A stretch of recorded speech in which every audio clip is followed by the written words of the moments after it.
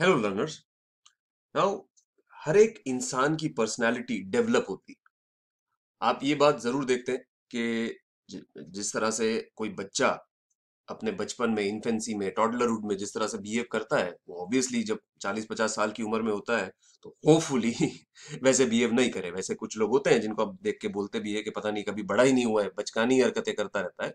But hopefully you see that people, their personality develops from its infant to grown up stage, और वो धीरे धीरे grow करते हैं, धीरे धीरे अपनी आपकी उनकी जो रिलेटिवली, जो हमने बात की कि रिलेटिवली स्टेबल बिहेवियर उनका एक फॉर्म होता है। एंड इसको समझना ये अपने आप में एक बड़ी एक इंटरेस्टिंग स्टडी है। नाउ चार साइकोलॉजिस्ट है, वैसे तो काफी साइकोलॉजिस्ट ने इसके ऊपर काम किया है, बट लिटरेचर के अंदर चार साइकोलॉजिस्ट है जिनकी थ्योरी को बहुत ज्यादा वेटेज दिया जाता है, जिन्होंने ये पर्सनालिटी किस तरह से डेवलप होती है उन स्टेजेस को डिफाइन किया है। उनमें से एक Sigmund Freud, then Erikson, then Jean पियाजे, and then Chris Argyris. We will be talking about Sigmund Freud and Erikson stages during our discussions.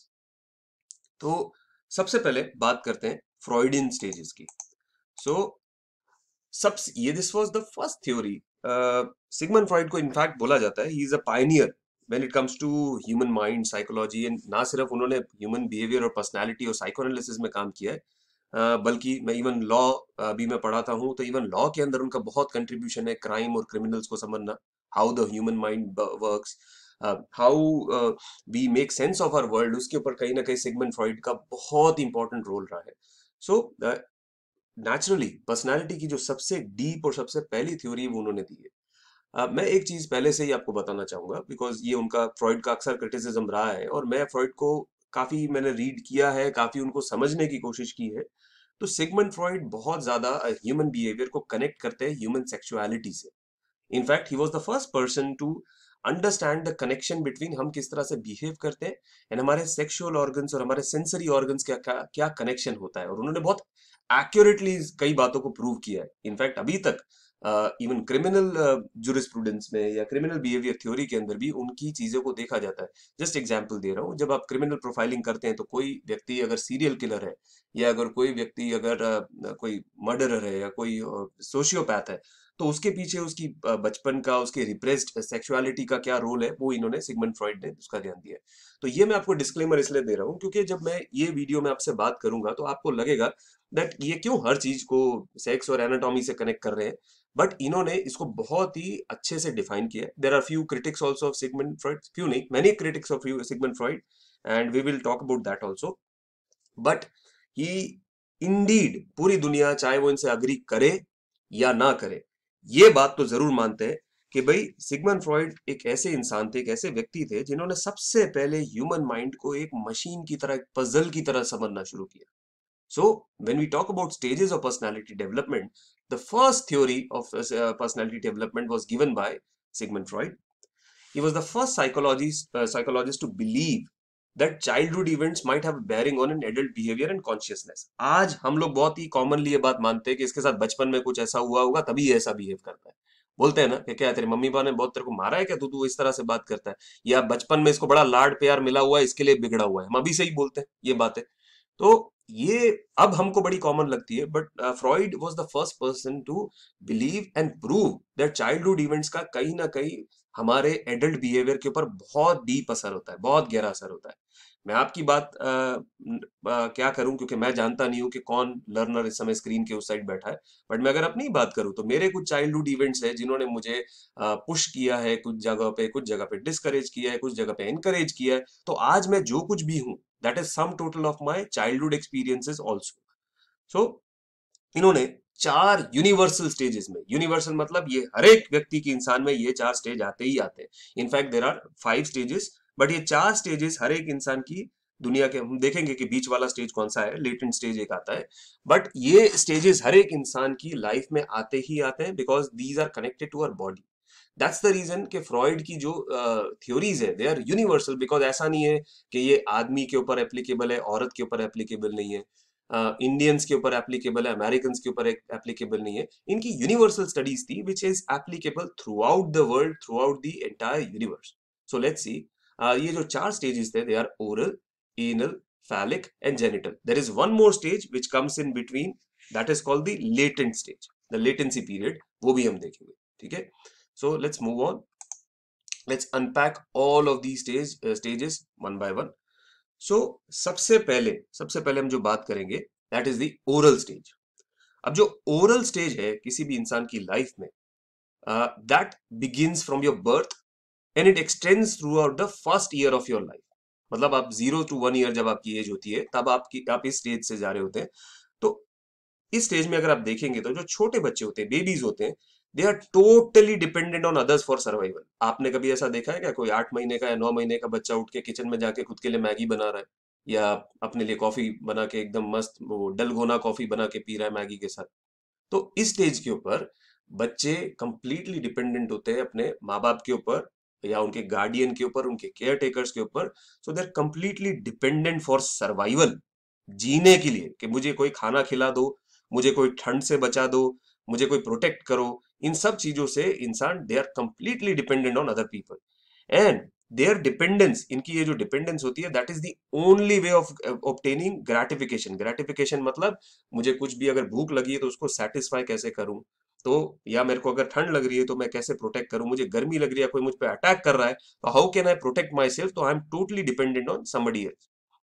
Now इस स्टेज के दौरान माउथ जो होता है, तभी इसको ओरल स्टेज बोला जाता है। आपका जो मुंह है, आपका जो माउथ है, दैट वो आपकी पूरी की पूरी बायोलॉजिकल ड्राइव्स को क्या बोलते हैं, कंट्रोल करता है। एंड आप you try to satisfy yourself all everything through the oral methods. जैसे कि आप इस स्टेज पे देखते होंगे, छोटे बच्चे जो होते हैं, बहुत छोटे जो बच्चे होते हैं, आप देखेंगे कि वो अपना अंगूठा चूसते हैं, या फिर कोई भी चीज आप पैसिफायर उनके मुंह में डालते हैं, कोई भी चीज देखेंगे तो whatever thing a child gets a hand to, baby बड़े छोटे होते हैं स्टेज के दौरान, पर फिर भी उनके आसपास कोई भी चीज पड़ी होती है तो सबसे पहले उसको अपने मुंह में डालने की कोशिश करते हैं, या उसको बाइट करने की कोशिश करते हैं। सो यहाँ पे क्या हो रहा है कि एक जो इन्फेंट है उसको ये समझ में नहीं आ रहा कि मेरी बाकी बॉडी क्या है, मेरी दुनिया क्या है। सो वट एवर ही और she will find, she will try to put it in their mouth. जैसे जैसे आपके दांत निकलते हैं, you try to achieve pleasure through biting. देखा होगा आपने कि छोटे बच्चे कुछ भी, किसी की उंगली बाइट करेंगे, किसी को चीजों को बाइट करेंगे, टीथर यूज करते हैं। तो फ्रॉइड स्टेज में बिलीव करता था कि इट रिमेन्स, हमारा ये जो स्टेज है, ओरल स्टेज जो है, जो हमारा बचपन का स्टेज है, हमारा माउथ हमारा बहुत ही इंपॉर्टेंट एरोजेनस जोन रहता है थ्रू आउट अवर लाइफ। मैं इस वीडियो में एरोजेनस बार बार बोलूंगा, तो let me explain the meaning of the word erogenous to my learners. So erogenous mean, देखिए, एरोजीनस मतलब anything that stimulates you, gives you a sexual pleasure, excitement, किसी भी तरीके से, बेसिकली आपको जिस चीज से आनंद मिलता है, जिससे से आपको कोई एक्साइटमेंट होता है, उसको एरोजीनस जोन बोला जाता है। तो हमारा जो माउथ है, दैट इज द, ये जो हमारा स्टेज है, जो ओरल स्टेज है, that stage with us till the moment we die. कैसे, आप हमेशा देखेंगे कि बड़े लोग भी, उनको कहीं ना कहीं ओरल जो उनका प्लेजर है that always remains by eating. खाना हम सबको पसंद है। कुछ लोग जो होते हैं जो स्मोकिंग पे डिपेंड हो जाते हैं, तो आप अगर अंगूठा नहीं चूस रहे हैं बट आपको सिगरेट पीना अच्छा लगता है। कुछ लोग होते हैं, इवन स्टूडेंट्स, मुझे भी ये आदत है, पेन मुंह में रख के बैठते हैं। So that gives you a kind of a pleasure. तो इवन जब आप एडल्टहुड में भी जाते हैं तो देर आर वेस्टिजेस ऑफ, थोड़े थोड़े आपको ओरल बिहेवियर्स दिखते हैं। फॉर एग्जाम्पल, कुछ लोग च्युइंग गम खाते हैं, कुछ लोगों को नाखून काटने की आदत होती है, स्मोकिंग करते हैं। Even whenever we are in, like we are in a relationship, how do you express love, you kiss other person, that gives you a pleasure. या फिर आप, खाना आपको हर किसी को पसंद है। सो फ्रॉइड ने ये एविडेंस दिया था कि भाई हमारा जो अटैचमेंट है ओरल जोन के साथ, हमारा जो प्लेजर और ओरल जोन का जो अटैचमेंट, हमारे मुंह का और हमारे प्लेजर का जो अटैचमेंट है, ये थ्रू आउट द लाइफ रहता है। नाउ ये स्टेज में हमारी पर्सनालिटी कैसे शेप होती है, तो वहां पे फ्रॉइड ने बताया था कि अगर कोई इंसान, उसको बहुत ज्यादा सेटिस्फेक्शन या कम सेटिस्फेक्शन मिल रहा है, तो उसकी पैनल, उसकी जो पर्सनालिटी है, वो एडल्टहुड के ऊपर कहीं ना कहीं उसके ऊपर फर्क होता है। तो अगर एक्सेसिव स्टिमुलेशन होता है तो person will become an optimistic view of the world, उसको लगेगा मुझे सब कुछ मिलता है। और थोड़ा सा इमेच्योर हो जाता है, बचकानी हरकतें करते रहते हैं। जैसे आप देखेंगे कि कुछ लोग, कुछ बच्चे होते हैं, वो काफी लेट तक अपना अंगूठा चूसते रहते हैं। तो अगर उनको रोका नहीं जाए, उनका बिहेवियर को करेक्ट नहीं किया जाए, या उनको अगर धीरे धीरे इस स्टेज से बाहर नहीं निकाला जाए, तो they try to be gullible, they try to be passive and they try to be immature. So but insufficient होना, अगर उनको किसी बच्चे को अगर बचपन में ही अगर बहुत टाइम पे खाना नहीं मिलता है, या फिर अगर वो सेटिस्फाई नहीं हो पाता है, तो थोड़ा सा चिड़चिड़ापन, थोड़ा सा एग्रेसिव, सॉरी, थोड़ा सा एग्रेशन, थोड़ा सा पेसिमिज्म, सिनिसिज्म उनको दुनिया की तरफ देखा गया है इस चीज के अंदर। नेक्स्ट जो स्टेज है according to Sigmund Freud, that is anal. और जो एनल स्टेज होता है, that remains between first to third year of a child, मतलब जब टॉडलर्स बच्चे होते हैं, छोटे बच्चे होते हैं, उसके दौरान यहाँ पे रहता है। अब इस स्टेज में आपकी जो एनर्जी है, लिबिडल एनर्जी, मतलब आपका जो प्लेजर, एरोजेनस जोन जो मैंने बात की थी, that shifts from your mouth to your anal region. Anal region, आप देखते होंगे कि छोटे बच्चों को पॉटी ट्रेन करने में बहुत दिक्कत होती है। कुछ बच्चे होते हैं वो जानबूझ के अपनी पॉटी को रोकते हैं, they do not go and expel their faeces, because उनको मजा आता है, उनको ये जो फीलिंग आती है, जो when the feeling that you get when you are about to pass stool, उनको फीलिंग, वो गुदगुदी वाला जो फीलिंग आता है, उनको अच्छा लगता है। और कुछ बच्चे जो होते हैं वो बिल्कुल ही अपनी बाउल मूवमेंट्स पे कंट्रोल नहीं करते हैं, और wherever they want they expel. तो यूजुअली इस स्टेज में क्या होता है कि बच्चे they try to delay the bowel movements. I don't know if मेरे जो लर्नर्स यहाँ पे है वो पेरेंट्स है कि नहीं है, बट मैं खुद जैसे एक बच्ची का बाप हूँ, तो मैंने देखा है कि भाई इस दौरान 1 से 3 साल की जो उम्र होती है, बच्चे लोग कई बार जानबूझ के, मतलब 1 दिन तक, 2 दिन तक, 1.5 दिन तक पॉटी नहीं करते। Now they try to retain their this pleasure, कहीं ना कहीं उस अपने बाउल मूवमेंट्स को प्ले करके। नाउ इस स्टेज पे it is very important to toilet train your child. तभी डॉक्टर्स भी बोलते हैं, पीडियाट्रिशियंस भी बोलते हैं, that आपको अपने बच्चे को समय रहते हुए 1 से 3 साल के बीच में उनको टॉयलेट ट्रेनिंग देनी चाहिए, because it will have an influence on your adulthood. हम कहीं भी ये लॉजिक से नहीं जाते हैं, बट ये बातें हम, कुछ चीजें क्या हम जिंदगी में करते हैं बिकॉज हमको पता है कि ध्यान रखना पड़ता है। अब इस स्टेज पे मदर का और फादर का बहुत एक इंपॉर्टेंट रोल आता है कि if the parents are too harsh, अगर वो बच्चे को बहुत ज्यादा मारते हैं, बहुत ज्यादा, सॉरी, मारना तो अभी होता ही नहीं है, अगर उसको बहुत ज्यादा डांटते हैं, बहुत ज्यादा हार्श होते हैं, तो बच्चा कहीं पे रिवोल्ट करता है विथ होल्डिंग द फीसेस, कि नहीं मुझे पॉटी करनी ही नहीं, जबरदस्ती, क्योंकि बच्चे के पास और कोई तरीका तो होता नहीं है कि सामने कैसे मैं अपना गुस्सा दिखाऊं, अपना एग्रेशन दिखाऊं। तो ऐसे जो बच्चे होते हैं, दे डेवलप एन रिटेंटिव, थोड़ी सी स्ट्रिक्ट डिसिप्लिन, ऑब्स्टियंसी उनकी पर्सनैलिटी में आ जाता है, एक्सट्रीम क्लीनलीनेस, एक्सट्रीम मेसीनेस हो जाते हैं। मैं ये नहीं बोल रहा हूँ कि पंचुअल क्लीनलीनेस ये सब बुरी चीज है, बट ये एक्सट्रीम पे चले जाते हैं, बहुत ज्यादा स्ट्रिक्ट हो जाते हैं। आप लोग यंगस्टर्स है, आप लोग कई बार अपने बातों में बोलते होगे, यार ये बड़ा ही एनल है, या फिर लाइक बहुत ही ज्यादा अपटाइट है, ऐसे आप बोलते हैं। वो ये अगर इस स्टेज के ऊपर अगर आप बच्चे के साथ बहुत स्ट्रिक्ट होंगे, तो कहीं ना कहीं वो ऐसा हो जाएगा। वहीं पे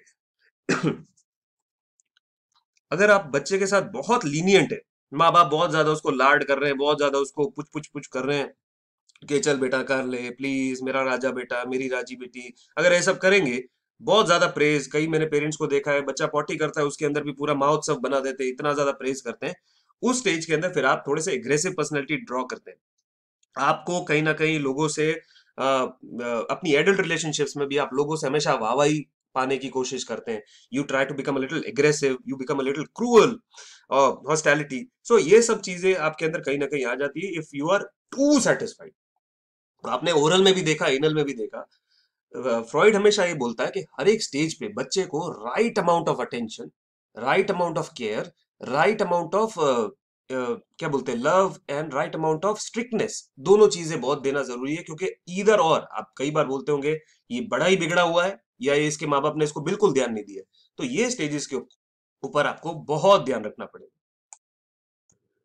थर्ड जो स्टेज सिगमंड फ्रॉइड ने दिया हमें, that is the phallic stage. अब ये स्टेज किसी भी इंसान की उम्र में 3 से 4 साल के बीच में आता है, एंड इस स्टेज के दौरान बच्चे का ध्यान अपने मुंह से, अपने पॉटी कंट्रोल से उसका ध्यान मूव करता है टुवर्ड्स देयर जेनिटल्स, जो मेल और फीमेल रिप्रोडक्टिव ऑर्गन्स होते हैं, उस तरफ उनका ध्यान शिफ्ट होता है। They try to understand their body, they try to discover their body. इस स्टेज के दौरान there is a very important complex जो एक बच्चे की लाइफ के अंदर आता है, that is called an Oedipus complex. So ये ओइडिपल कॉन्फ्लिक्ट जो मैंने लिखा है, यही मैं आपको समझाता हूँ, what is an Oedipus complex. Now it Freud ये मानते हैं कि a child both loves and hates his parents. हमेशा आप अपने आप से भी पूछेंगे, तो there are few moments in your life, I, और let me talk about myself, there are times when I really love my parents, and कई बार उन पे गुस्सा भी आता है। कि यार ये मेरी बात समझते क्यों नहीं है, खासकर जब मैं अभी ठीक है today I am matured man, but when I was a child or when I was going through my teens or when I was going through puberty, I used to think that यार क्या है, why don't they understand? तो ये there is a concept जो Sigmund Freud ने define किया, that is called Oedipus complex. यहाँ पे फ्रॉइड ये बात को समझाते हैं कि it is very natural for a child to love and hate his parents. मैं तो आगे चल के बोलूंगा because I am a father myself. Sometimes parents get a feeling of lot of like, मैंने कई यंग पेरेंट्स को बोलते हुए देखा है कि कभी कभी अपने बच्चे पे बहुत गुस्सा आता है। So it is natural, it is normal to have this feeling towards your parents और your towards your children. It is के कई लोग को इससे गिल्ट फील होता है कि oh my God, how can I feel this about my mom और how can I feel this about my dad. It is a very natural feeling. And Freud ने ये प्रूव किया कि ये फीलिंग स्ट्रॉन्गेस्ट होती है towards the parents of the same sex as child. मतलब कि आप देखेंगे कि जो गर्ल चाइल्ड्स होती हैं, चिल्ड्रन होते हैं, they have a very strong love hate relationship with their mothers. वो अपनी मम्मियों को प्यार भी बहुत करती है और मम्मी के साथ ही बहुत ज्यादा लड़ती हैं, खासकर टीन्स और अपने अर्ली ईयर्स के अंदर। वहीं पे जो सन्स होते हैं, they always have a conflict with their fathers. तो ये क्या होता है बिकॉज और आप हमेशा से देखेंगे उसके विपरीत जो बच्चे जो मोर और less, I know I am generalising, I am stereotyping, but generally ये देखा जाता है कि boys they are more of mama's boys and girls they are more of daddy's girls. तो ये चीज को देखा जाता है कि ऑपोजिट अट्रैक्ट्स वाला प्रिंसिपल यहाँ पे देखा जाता है। तो फ्रॉइड ने बोला था this is completely natural because a child tries to see their mother और their father as their natural rival. ये हमारी उसके अंदर ही है, हमारे क्या बोलते हैं, जेनेटिक्स, हमारे म्यूटेशन, हमारा ह्यूमन, हम लोग जब भी इवॉल्व हुए जानवरों से हम इवॉल्व हुए, तो it is quite natural for us to have this instinct which leads to an audible conflict. So you try to identify with the same sex parent. A girl will try to identify with her mother, more or less, will try to emulate more or less to her mother, and she will also have feelings of hate towards her. Similarly, a boy will have same issues with his father. So ये चीज Freud ने समझाई थी। ये जो ओइडिबल conflict, ओइडिपस complex आता है, in fact मैंने आपको बहुत बेसिक तरीके से समझाया 2-3 मिनट में।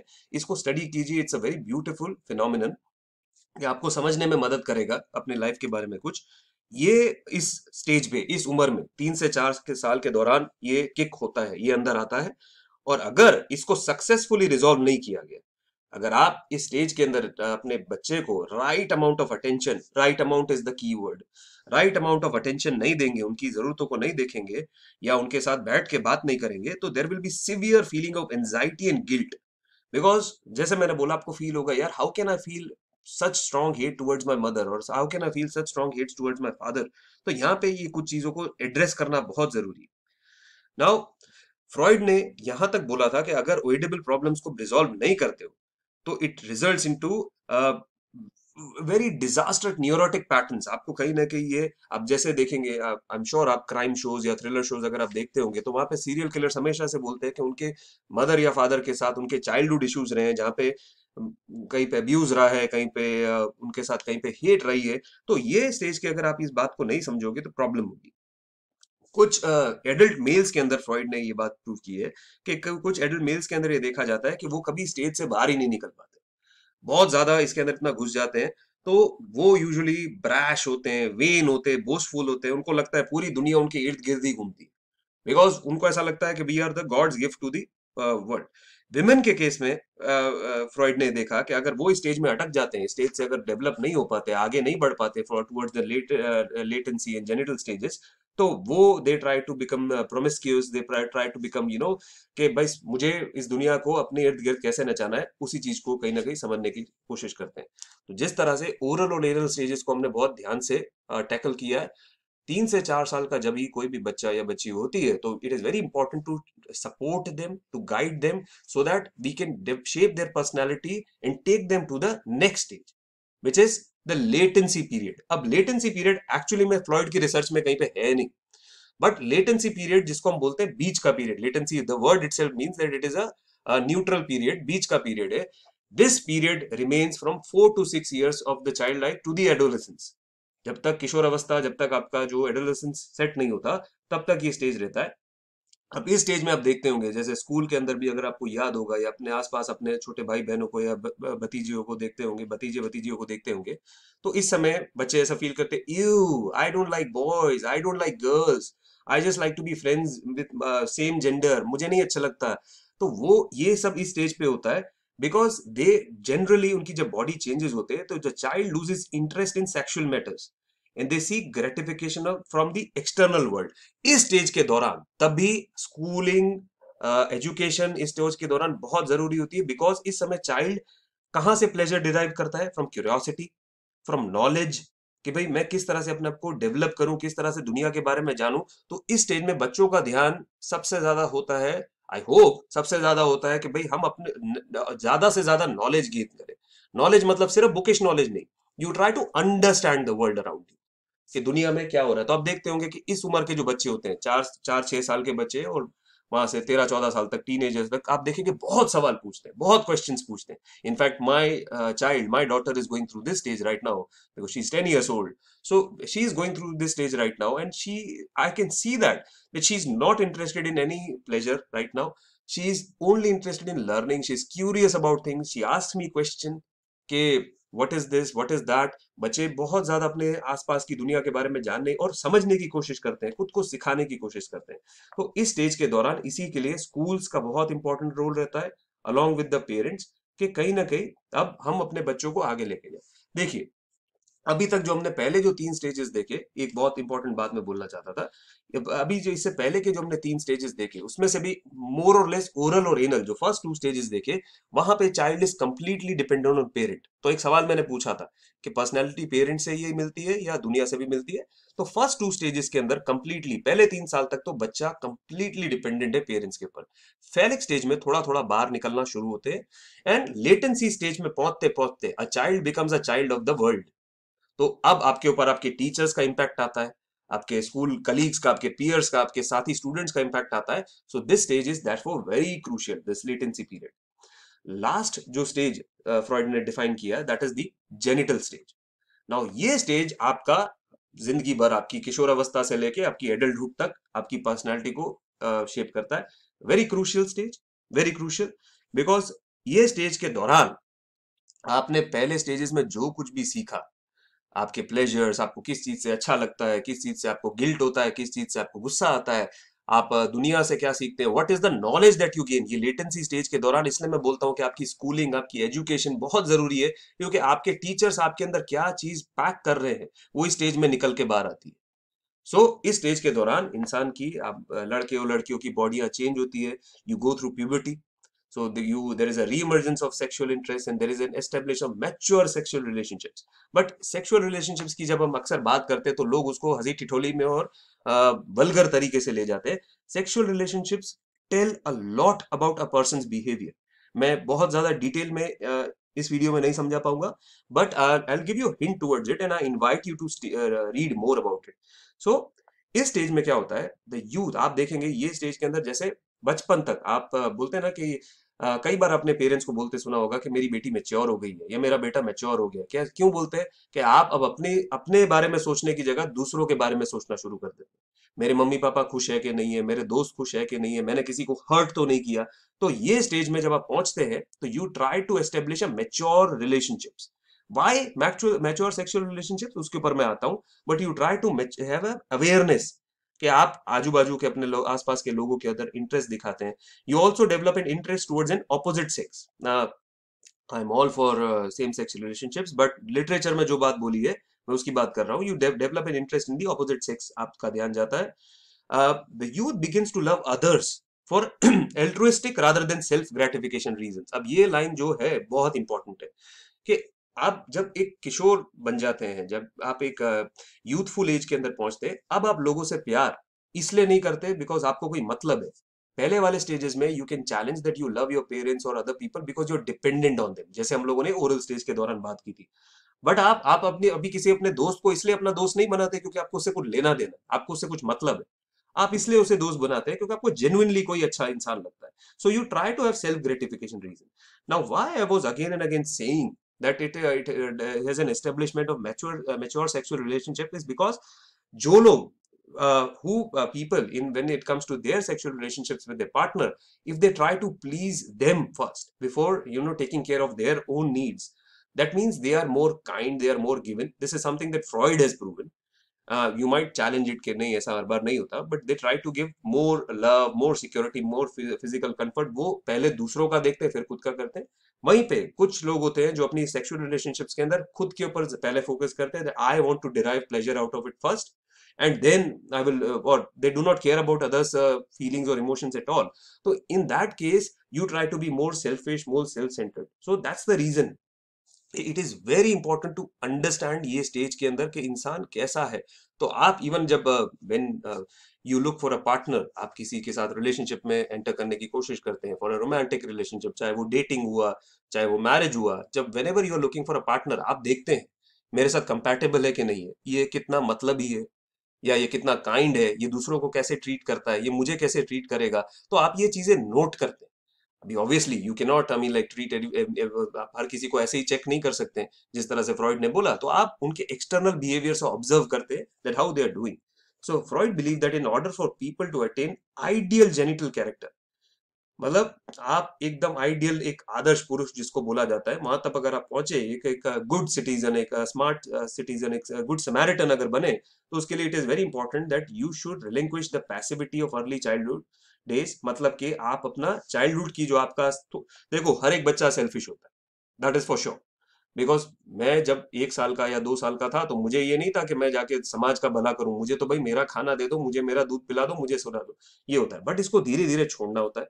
you've got to come out of the security, you've got to have to come out of the physical comfort, and आपको दूसरों को देना, the gratification is not just for me but even give it to you, try to give it to others। इसलिए इस stage के दौरान आप देखते हैं जो सेंसिबल रिस्पॉन्सिबल लोग होते हैं, they indulge into charity where you give something and not expect anything in return, और you try to be kind. अपने दोस्तों को आप गिफ्ट देते हैं, अपने फ्रेंड्स को, बच्चा होता है बच्चे को प्रेजेंट लेना अच्छा लगता है, बट आप जब मेच्योर्ड होते हैं तो you try to give other presents to others.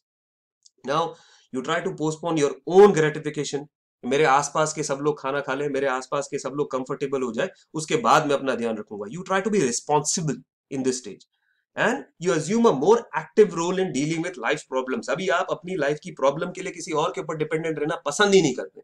You try to solve the issues. जैसे जो मेरे लर्नर्स है, आई थिंक मोर और लेस मेरे लर्नर्स जो है वो 20 से 25 साल की एज ग्रुप के अंदर है। तो मैंने मेरे स्टूडेंट्स के बिहेवियर में भी देखा है कि उनको अपनी समस्या किसी और के पास ले जाने की जगह खुद उस समस्या से डील करना पसंद है।